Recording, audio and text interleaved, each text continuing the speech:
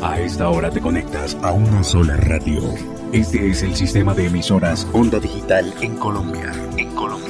Radio virtual, hecha por jóvenes, pensada por universitarios. Sistema de estaciones Onda Digital, un concepto diferente. Numeral sin filtro, conversaciones relajadas.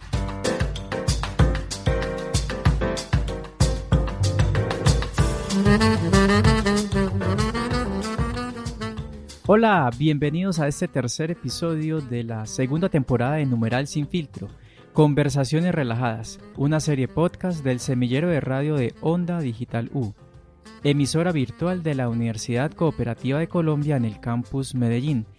Los acompañamos nuevamente Laura Medina y Valerie Medina, a quien saludo en este momento. Laura, ¿cómo estás? Bienvenida. Hola Germán, muy bien, contenta de estar otro episodio con ustedes. Muy bien, muchas gracias Laura. Valerie, ¿cómo estás? ¿Cómo ha estado tu semana? Hola Germán, muy bien, con mucho cambio de clima, pero excelente, muy buena la semana. Sí, ya estamos entrando en un cambio de clima y también en una supuesta normalidad porque pues ya estamos sin cuarentena, entonces pues nos tenemos que seguir cuidando mucho. Yo soy Germán Valencia en la dirección de Onda Digital U. Hoy hablaremos de un tema un poco álgido que levanta amores y desamores y pros y contras. Y vamos a hablar sobre la pena de muerte.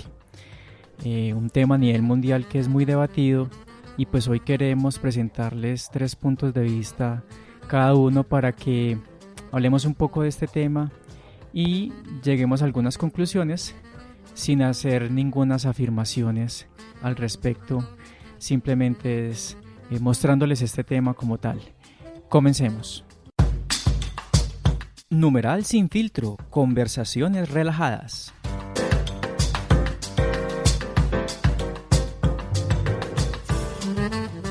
Valerie, bueno, cuéntanos qué nos traes de este tema para comentarnos el día de hoy.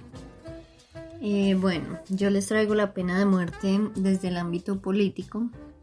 La pena de muerte ha existido pues siempre. Anteriormente sabemos que había menos protección hacia los derechos humanos y se castigaba con penas atroces, injustas y sin compasión. Y pues esto prácticamente era por la tan marcada imposición de la Iglesia y el Estado que, bueno, anteriormente estaban juntas. Y todavía en varios países como Irán y Sudán la usan como herramienta política contra los opositores políticos. Imagínense ustedes cómo sería esto si existiera en Colombia. Pues la cantidad de opositores políticos que hay, pues no sé, yo creo que habrían muchas... Tremendo. Ajá, Sí. muchas penas de muerte. Bueno, en 1948 las Naciones Unidas declararon como una violación de derechos humanos la pena de muerte en la Declaración Universal de Derechos Humanos, cosa que ha llevado a pensar en su abolición pensada desde la amnistía. Esto de la amnistía son los que defienden su abolición, o sea que la quiten pues de absolutamente todo lado por distintas razones. Y pues ellos están en completo desacuerdo y han hecho campañas a lo largo de muchos años para que los países rindan cuentas sobre las tantas muertes generadas incluso en menores de 18 años, a menores de edad. Sin embargo, hay muchos países que la siguen implementando, como en Estados Unidos, por delitos en su mayoría relacionados con asesinatos, sobre todo los de primer grado. Los asesinatos de primer grado son aquellos que se cometen porque de pronto el asesinato estuvo planeado o fue con intención o la persona quería que la otra persona muriera. Entonces de eso se trata los asesinatos de primer grado. Hay un señor... Cabe recordar que en Estados Unidos son 33 los estados que aplican la pena de muerte. Exactamente, entonces pues imagínense y cuánta gente que vive allá y pues sobre todo que allá es muy marcada los delitos de asesinato, son muchísimos, entonces imagínense ustedes. Y pues obviamente yo había leído por ahí que son muchos los condenados a pena de muerte, pero pues tampoco son todos, o sea, no se ejecutan las penas de muerte, o sea, son dadas como por la ley y eso, pero no se ejecutan. Obviamente hay otras que sí, pero pues ahí están. Hay un señor que se llama César Beccaria, que participó en un documento de Bogotá, y pues que habla de precisamente de la pena de muerte. Y él dice que él está en contra. Y él dice que hay leyes que detestan el homicidio, pero ese mismo gobierno o ese mismo estado quiere que la gente no siga asesinando, pero siguen asesinando con su pena de muerte. Es decir, planean una pena de muerte pública al público para que no asesinen, pero ellos también están asesinando. Moral. Entonces de eso habla él, y pues es una frase que a mí me marcó mucho y que me gustaría leer pues ese documento de Cesare en el que habla de todo esto de pena de muerte, entonces también para que lo tengan en cuenta. Y pues básicamente es eso. Ya de pronto no sé si queramos pasar a lo social con Germán. Bueno, hay que rescatar que en lo político pues esto siempre va a ser un tema de debate, y los gobiernos tienen en la pena de muerte creo que una arma muy poderosa contra la sociedad, y va a ser un tema de debate siempre, ¿no es cierto? Y más en estos países en Latinoamérica donde la gente pide los castigos muy severamente, pero no se ha dado, por ejemplo, en el caso de Colombia, la ejecución por pena de muerte. No, igual en cuanto a lo de Colombia, yo creo que sería complicado esto de la pena de muerte porque pues hay bastante corrupción y digamos que el gobierno pues creo que no estaría preparado para ese tipo de leyes, o no se cumplirían como verdaderamente hay que cumplirse, resaltando pues que hay mucha gente inocente en las cárceles. Entonces imagínense cómo sería lo de la pena de muerte. Bueno, ahí les dejamos ese espacio de lo político para que reflexionen ustedes en casa, y pues también se hagan como a la idea de cómo una sociedad puede adaptarse o no a este tipo de leyes, especialmente en los gobiernos. Bueno, Valerie, muchas gracias, y bueno, pasamos a nuestro siguiente aparte. Numeral sin filtro, conversaciones relajadas.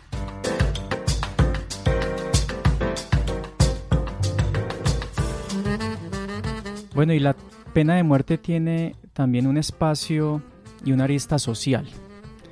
Yo primero les voy a preguntar a ustedes, quienes me acompañan hoy. Laura, ¿tú estás a favor o en contra? Qué pregunta. Pues imagínate que hay muchas implicaciones que lleva esto, ¿sabes? Creo que investigando más a fondo creo que las 3 cosas que vamos a tratar el día de hoy, hay muchas opiniones a favor y en contra. Creo que es un poco difícil decidirse de qué lado uno está, pero digamos que en cuanto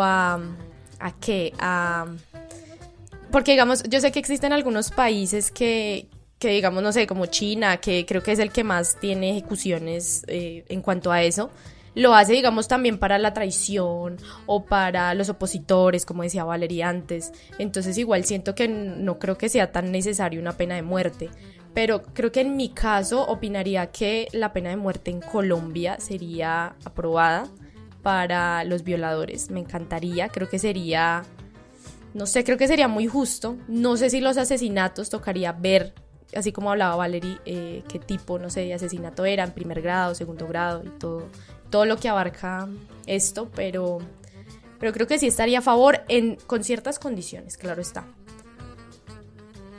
Bueno, pero entonces para el caso de la pena de muerte de los violadores, pues aquí ya se está aprobando la cadena perpetua, que es algo como similar. Sí, es algo similar. Total, bueno, pero... y Valerie... Pues digamos, esto de la pena de muerte ya lo había discutido de pronto en alguna clase, y hubo una opinión que marcó mucho y dijo que era inconstitucional. ¿Por qué? Porque si a un violador lo condenan por algo, digamos, bueno, lo que hablabas tú de esta cadena perpetua, ya pues él sabe que se va a morir en la cárcel. Entonces ya no va a tener motivos como para estudiar, para trabajar, para ese tipo de cosas. Entonces que era complicado, y habían otras opiniones que decían que habían violadores que tenían problemas psicológicos, es decir, que con una cadena perpetua no se les va a quitar el deseo o lo que haya. Entonces pues prácticamente es como, no sé, mantener a alguien que prácticamente se sabe que se va a morir ahí, pues, y como, no sé. Entonces hay muchas opiniones que a uno lo ponen como a pensar y a ponerse en ciertas opiniones, pero la verdad estoy igual que Laura. Yo digamos que no puedo decir si estoy en contra o estoy a favor, porque hay muchos pro y contra respectivamente. Entonces no, la verdad no estoy en ninguno de los dos lados. Bueno, el tema social de la pena de muerte está ahí. Ustedes dos son unas representantes de esas opiniones de la sociedad y refieren, en algunos casos sí sería aceptable la pena de muerte. En el caso, como Laura dice, en el caso de violadores de niños, de mujeres, y también de pronto en asesinatos atroces, sería que la participación de la ciudadanía va a tener mucho peso en estas decisiones. A favor de la pena de muerte se sostiene que ella previene más asesinatos, sentando un precedente público, un estímulo negativo tangible, grave y visible, un castigo grande para que esto no se pueda repetir. Ese sería uno de los pros de la pena de muerte, ¿no es cierto? Sentando ese precedente tan grave, pues se pensaría que las personas no intentarían repetir ese tipo de conductas. Lo que pasa es que, a ver, otra de las, quien se siente frente a la decisión de matar al otro, sabe que el castigo que puede recibir es ejemplar, ¿sí? Entonces, si yo como persona voy a matar a otra persona, pues sé que si a mí me capturan y me comprueban el asesinato, pues voy a ser ejecutado. Entonces, eso es una de las razones por las que de pronto hay personas que aprueban ese tema de la pena de muerte. ¿Por qué no funcionaría? Pues existen personas que están en contra de la pena de muerte. Ellas suelen decir que no tiene sentido matar a culpables de grandes crímenes porque ese castigo no previene crímenes de igual magnitud. También afirman en contra de la pena de muerte que no produce un efecto de disuasión, es decir, no evita crímenes futuros similares a los que se castiga. Si esto es cierto, entonces no tiene mucho sentido aplicar la pena de muerte y el dilema se soluciona. Otro tema que también otro tema en contra es que se vuelve un tema en donde la pena de muerte solo se aplica a ciertos sectores de la sociedad, específicamente a los más reprimidos, como también se ha dicho que la pena de muerte se aplica solo en temas raciales, como en Estados Unidos, donde se han ejecutado más negros que blancos. Entonces, ¿sí me entiende? Ahí hay un dilema muy grande sobre la pena de muerte. La Iglesia Católica, ¿qué nos dice? En este momento la postura de la Iglesia Católica es muy radical. El Papa Francisco ha aprobado una modificación del catecismo en la que se declara inaceptable la pena de muerte y que plasma el compromiso de su Iglesia con la abolición de esta práctica en todo el mundo. Abro comillas. La dignidad de la persona no se pierde, ni siquiera después de haber cometido crímenes muy graves. Cierro comillas. Creo que esta frase es muy contundente de parte de la Iglesia. La dignidad no se pierde, así sea que se haya cometido el más grave de los crímenes. Y como lo dijo Laura, Amnistía Internacional sostiene que la pena de muerte constituye una violación de los derechos humanos, y en particular del derecho de la vida y del derecho a no sufrir torturas ni tratos o penas crueles, inhumanos y degradantes. Entonces, tenemos eso, una sociedad que pide justicia y leyes más duras como esta pena de muerte para crímenes que todos los días vemos y que nos afectan directamente, pero también hay sociedad que reclama que esta no es la solución. Entonces ahí les dejo como ese dilema. ¿Usted qué posición se encuentra? ¿Usted en qué posición está? ¿Usted hacia qué lado de la balanza está? Entonces es eso. Cada uno debe hacer su reflexión sobre este tema, y como sociedad algún día creo que vamos a llegar a debatir esto en serio, porque creo que las leyes progresan, cada día se reforman. Estamos hablando ya de cadena perpetua para violadores de niños, y yo creo que podemos llegar a hablar en un futuro sobre también pena de muerte. Entonces, bueno, hasta acá les traigo este aparte y seguimos. Numeral sin filtro, conversaciones relajadas.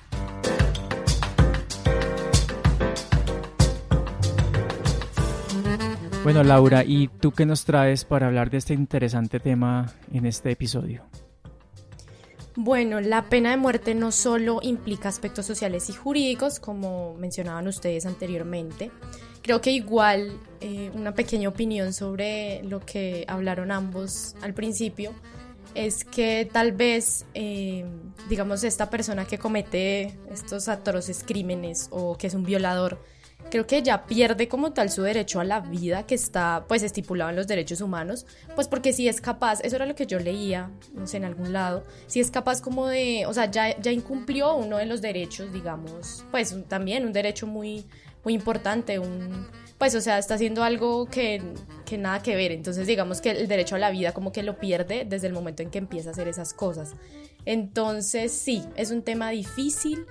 Pero en este caso yo les traigo de pronto otro apartado que es desde lo psicológico, y existen unas consecuencias emocionales y psicológicas que llegan en serio a afectar mucho esto. En este caso, como ustedes saben, la salud mental juega un papel muy importante porque las principales razones para cometer un crimen son las enfermedades mentales, congénitas, hereditarias o adquiridas, las condiciones familiares disfuncionales, la falta de educación, el abandono, el abuso físico y sexual y las adicciones. Y bueno, la pena de muerte puede ponerle fin a la vida de un sujeto, pero no puede terminar con el problema. Por ejemplo, los psicópatas andan sueltos, como ya sabemos, ya que es una enfermedad difícil de detectar orgánicamente, que solamente sale a la luz cuando estos enfermos cometen alguna conducta gravísima. Es una conducta muy, muy difícil. Sí, totalmente.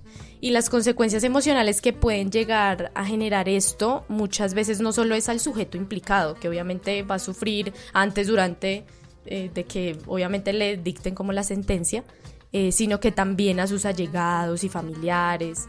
Y de la misma manera la pena de muerte no logra eliminar el sentimiento de culpa. Imagínense las personas que son las encargadas de hacerlo. No, pues... no, es que ahí está el dilema. O sea, el cargo de culpa es muy grande. Sí, totalmente. Y bueno, el día de hoy, por esta razón, tenemos nuestro primer invitado, el profesor y psicólogo Hernando García Jiménez, que nos dará una opinión desde la psicología, y escuchemos qué tiene para decirnos. Se ha dicho que desde la historia del hombre siempre ha existido la pena de muerte, determinado desde varios aspectos: el envenenamiento que se dio por allá en la época de los filósofos, la hoguera, y que se ha determinado desde sitios políticos o desde espacios políticos y desde espacios religiosos. Luego aparece la guillotina, la horca, el garrote, que se ha dado en épocas muy recientes, sobre todo el garrote que hoy todavía lo utilizan nuestros indígenas para castigar a aquellas personas que han cometido un delito o que se han ido en contra de la misma comunidad. Más reciente se ha dado lo que es la la cámara de gas y por último hemos tenido como la silla eléctrica. Sin embargo, hoy en el siglo XXI el hombre también, bajo las circunstancias de su enfermedad o al no soportar el umbral del dolor, pues también ha intentado tener una pena de muerte. Se dice una muerte digna, o también se habla de lograr, ¿cierto?, a través de la medicina, no sufrir el dolor, no llegar al dolor, y eso es una pena de muerte asistida, como se habla hoy en los medios médicos, ¿cierto? Sin embargo, pienso que la pena de muerte hoy por hoy no ha sido como la panacea. Pienso que a través de ella, desde la parte jurídica o penal, religiosa o social, pues no se ha logrado nada. Simplemente pienso que es estados que el hombre va imponiendo desde la vida social. De ahí de que muchas personas que han estado en la silla eléctrica han soportado voltajes impresionantes y eso no ha sido la solución de su castigo. Sin embargo, hoy por hoy en algunos países, en algunos estados, como en los Estados Unidos, se da la pena de muerte. Pero yo pienso que desde la bioética tenemos que determinar varios aspectos. Y hoy que se habla de bioética es porque estamos hablando de la dignidad y la humanidad del ser humano. Y que eso es buscar que la dignificación y la libertad del hombre a través de ciertos elementos que nos ayudan a entender de que el hombre, por ciertas circunstancias en su desarrollo social o en su desarrollo evolutivo, no ha tenido los pilares fundamentales para desarrollar una vida social bien determinada dentro de la ley, cumpliendo las normas y a la vez determinando los aportes sociales. Entonces la bioética siempre propugna, la noción de la dignidad humana y la libertad humana. Pienso que al hombre se le ha dado el libre albedrío y que ese libre albedrío entonces nos debe determinar qué es lo bueno y qué es lo malo y qué es lo que nos conviene. Gandhi en algunos momentos expresaba que el mundo, si se rige por esa orientación de ojo por ojo y diente por diente, pues el mundo quedaría ciego. Y esta ceguera entonces es la falta de humanidad y de dignidad por el ser humano. Lo ideal sería que desde la bioética los hombres y los seres humanos buscáramos en las nuevas ciencias humanas la parte de cómo reorientar, cómo llevar a que estas personas que están a veces por encima de la ley o que no promulgan o que no determinan la ley o que no son capaces de cumplir la ley, cómo llevarlos a una verdadera reorientación y a una verdadera práctica de su propio desarrollo. Porque se ha dicho de que si el niño desde su infancia no tiene esos pilares fundamentales como es la moral, la ética, los valores, no lo dignificamos como ser humano, entonces ese ser humano no va a tener esa apropiación, ese aporte a la vida social. Y desde ahí, entonces ya estamos fallando. Por ende, tenemos que buscar que el hombre siempre tenga en su primera estructura social como es la familia un verdadero desarrollo evolutivo para que no tengamos que llegar a esta práctica de la pena de muerte.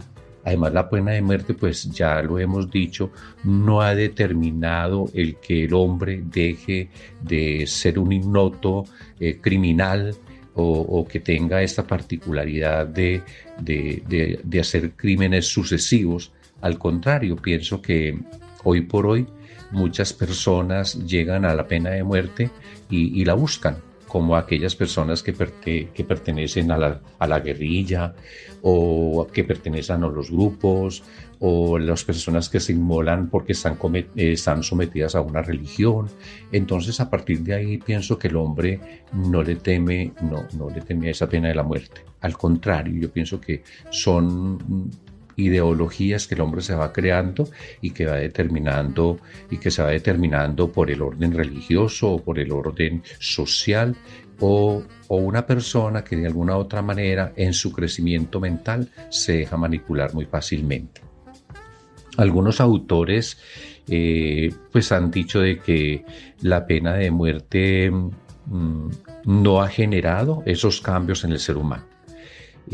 Autores como Ugas, que es un abogado, o como Segarra, que también es un sacerdote, y Yonamoto, que es un psicólogo social, ellos tres opinan que la pena de muerte en el hombre no ha generado cambios sustanciales.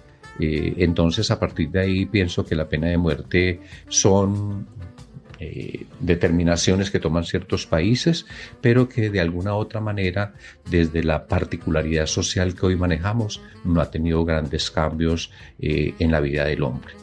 De ahí de que el guerrillero que se somete a una estructura de vida siempre está en su mente comprometida a la muerte. Entonces es también buscar una pena de muerte casi que inconsciente, pero lo hace, ¿cierto? Entonces, a partir de ahí pienso que la pena de muerte, que es una figura muy, muy histórica, no ha generado grandes cambios en la vida del hombre.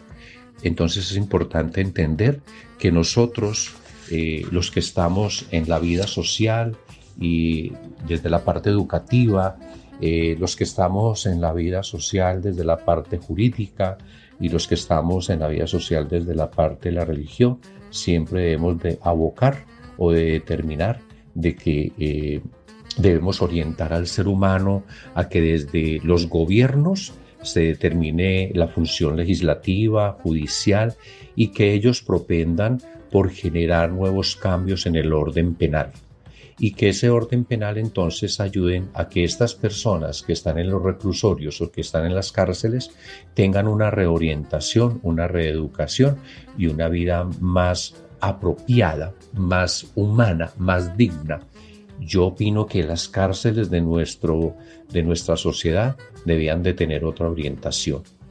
Estas personas que llegan allá por cualquier circunstancia de su vida, entonces debieran de ser reeducadas, colocarlas desde la parte psicológica y psiquiátrica a que ordenen un poquito su mente o su vida personal, que tengan mejor autoestima, que tengan un mejor crecimiento personal, y que a la vez ellos estén, desde ese castigo, estén produciendo.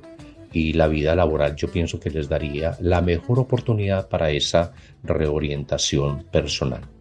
Claro está que hay personas como los psicóticos o como los criminales en serie, pues que no tienen esa particularidad. Seguramente desde la psiquiatría y la psicología no se va a dar esa reeducación. Entonces desde ahí está la cadena perpetua, que yo pienso que eso sería, pero de una forma digna, sería una forma también de que pague el delito. No es castigar al ser humano, sino que castiguen al delito, el delito como tal. Pienso que hoy hay penas de muerte mucho más funestas, ¿cierto?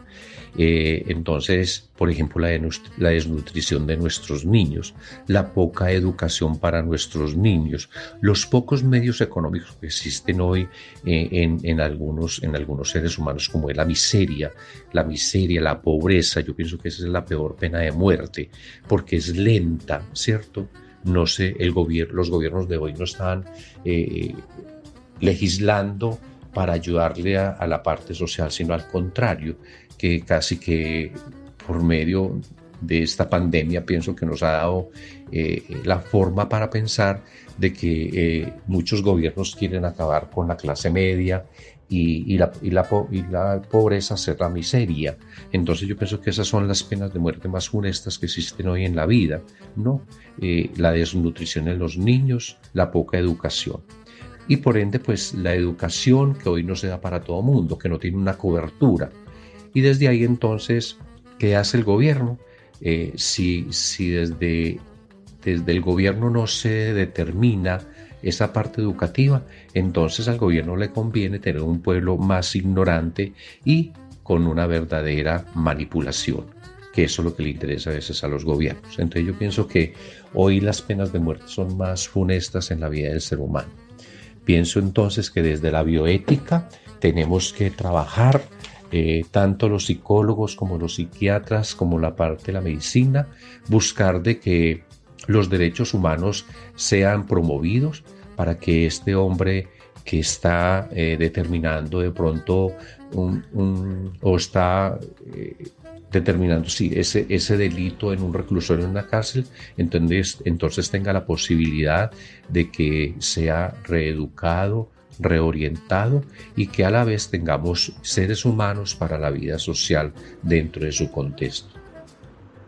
Entonces yo pienso que desde las ciencias humanas debemos buscar nuevos estilos o nuevas ciencias para que el hombre tenga un mejor desarrollo dentro de su vida familiar, de su entorno, para que así participe de la vida social y no llegue a esta particularidad de los reclusorios o de las cárceles, donde no se determina la vida digna, ni la libertad, ni los derechos humanos. Bueno, muchas gracias al profesor y psicólogo Hernando García Jiménez por su opinión. Creo que es bastante necesario tener la opinión de un experto para estos casos y más que nada tal vez en este ámbito psicológico que genera, como ya lo había dicho antes, tantas consecuencias y tantas emociones psicológicas. Entonces, muchas gracias a todos por escucharnos el día de hoy y nada, estamos abiertos a cualquier debate Sí. Y sí. No, muchas gracias al profesor, de verdad, Laura, por ese invitado que trajiste. O sea, bueno, muy chévere que tengamos la presencia de alguien externo en nuestro episodio y que más que un profesional hablando de este tema. Numeral sin filtro, conversaciones relajadas.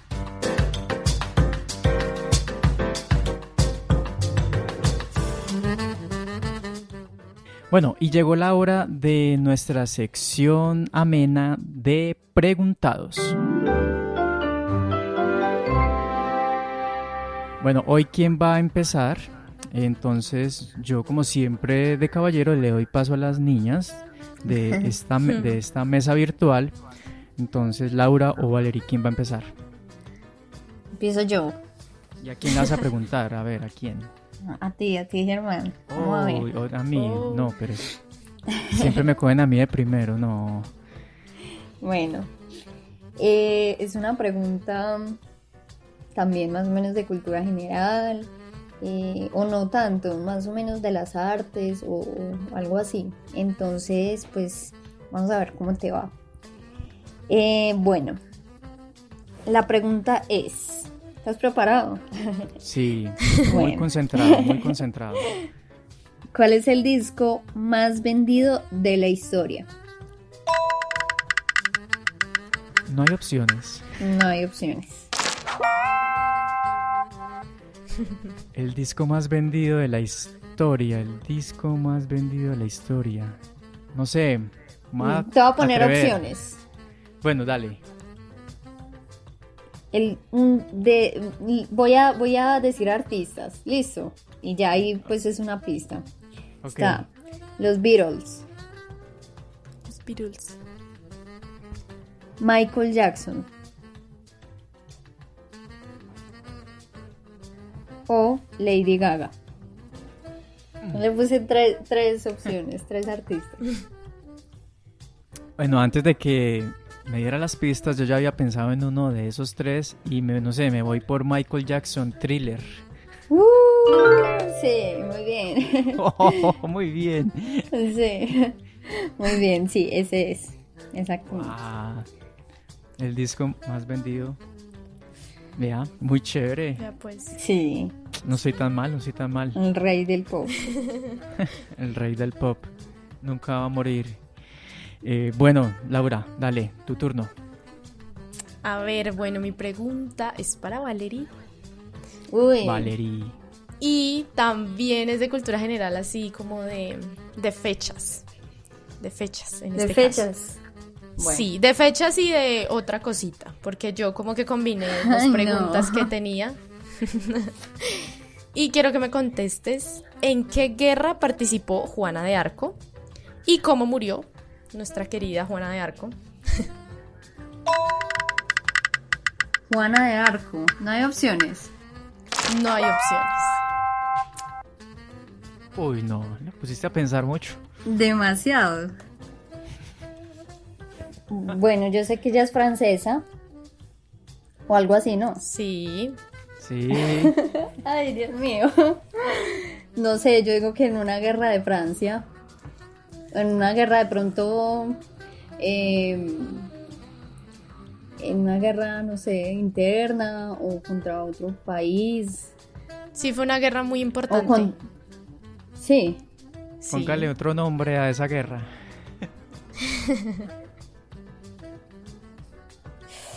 Uy, no. Tiene un nombre. Y bueno, y la otra pregunta, es ¿cómo murió? Sí. Ah, yo creo que yo sé. Yo creo que yo sé cómo murió. Ay, no. Si no, ¿Qué te yo me tiro al imaginas? ¿Qué charco. te imaginas que le hacían en esa época? Pues estamos, Y más a una, estamos hablando pues de a pena una de gran- muerte. Estamos hablando de pena de muerte, imagínate cómo. Sí, Estamos hablando de pena de muerte, pues, no sé, la condenaron. la condenaron a qué pena, a qué ¿A pena qué, de muerte. ¿A qué la condenaron?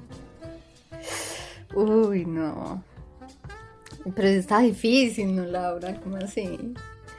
No, yo creo que no tanto. De pronto, yo ahorita doy mi opinión a ver, si tú no la das. Bueno, listo. No, yo digo que no, que la condenaron. No, la verdad no sé cómo, o sea, cómo la condenaron. No sé si, pues porque me imagino que en esa época había,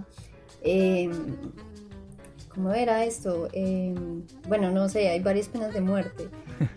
Pero sí, no sé, en alguna pena de muerte, no sé, me imagino que la condenaron.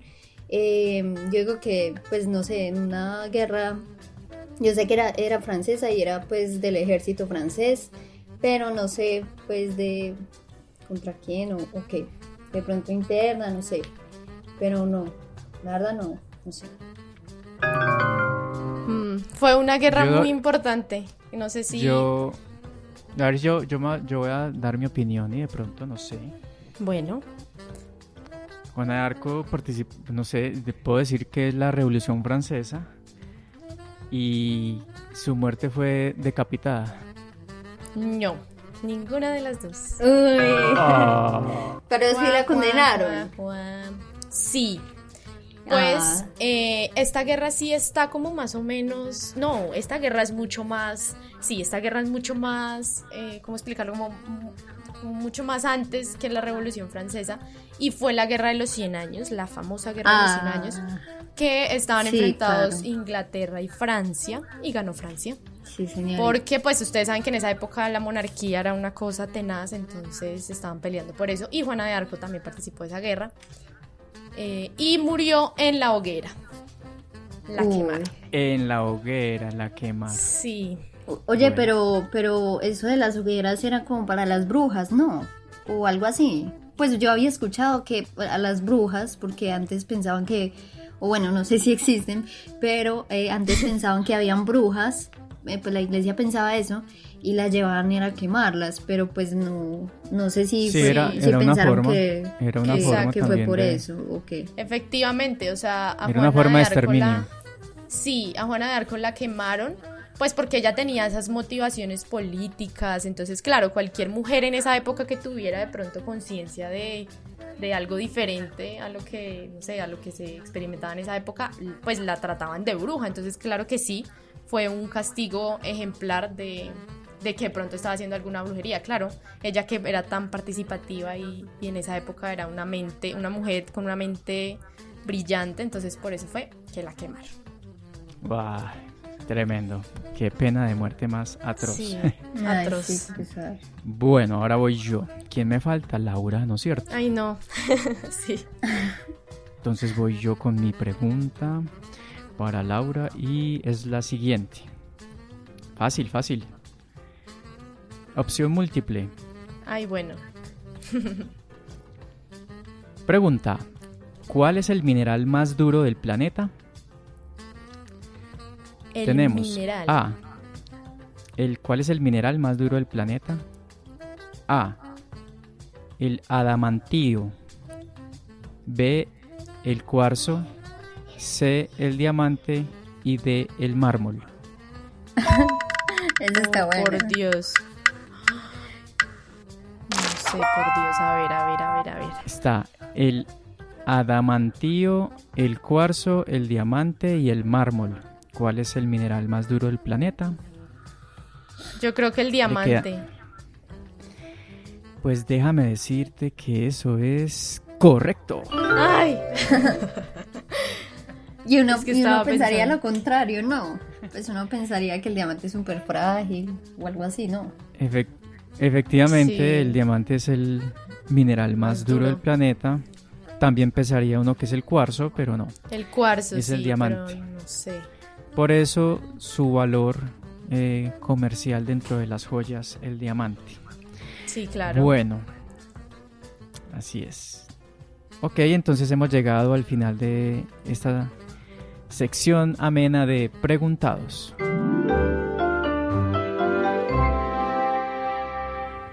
Bueno, hemos llegado al final de nuestro tercer episodio en esta segunda temporada de Numeral Sin Filtro. Muchas gracias, Laura, por la compañía el día de hoy en este episodio. Gracias a los dos por compartir conmigo y con todos los que nos escuchan estos temas tan importantes y nos vemos en un próximo episodio. Sí, así es. Valerie, muchas gracias por estar acá. No, ustedes dos, a los que tienen la oportunidad de escucharnos. Y pues nada, cuídense mucho. Bueno, y recuerden que en la emisión de esta semana, para esta semana que está saliendo la emisión de este episodio, pues vamos a tener una sorpresa muy grata para todos en nuestra emisora Onda Digital. Estén pendientes para lo que se viene. Es algo como nuevo y estamos manejando la etiqueta de numeral Onda Digital U evoluciona para que estén todos pendientes. A todos muchas gracias por su conexión y recuerden seguirnos por nuestras cuentas digitales de @OndaDigitalU. Estamos en Instagram, Facebook y Twitter. Recuerden que somos Numeral Sin Filtro, conversaciones relajadas. Hasta pronto.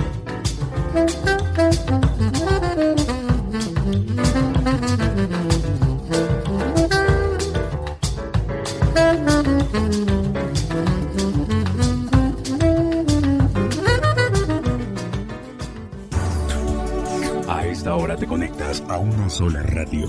Este es el sistema de emisoras Onda Digital en Colombia. En Colombia. Radio virtual, hecha por jóvenes, pensada por universitarios. Sistema de estaciones Onda Digital. Un concepto diferente.